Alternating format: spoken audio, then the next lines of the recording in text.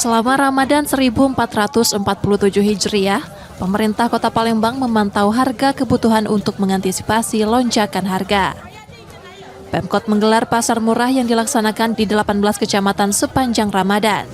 Langkah ini diharapkan mampu menjaga stabilitas harga. Salah satu tujuannya adalah untuk supaya harga-harga bahan pokok itu tidak di luar kendali ya. Nah, melalui pasar murah ini diharapkan nanti dengan harga yang sesuai harga distributor ya, langsung Bulog akan membuat membuka gerai, kemudian distributor yang lain juga akan membuka gerai dengan harga yang memang sesuai dengan harga distributor. Kita harapkan nantinya kenaikan harga barang itu tidak akan terjadi. Selain itu, warga yang berbelanja dengan membawa KTP atau KK sesuai lokasi pelaksanaan berhak mendapatkan potongan harga sebesar Rp10.000. Nur Muhammad, Kompas TV, Palembang, Sumatera Selatan.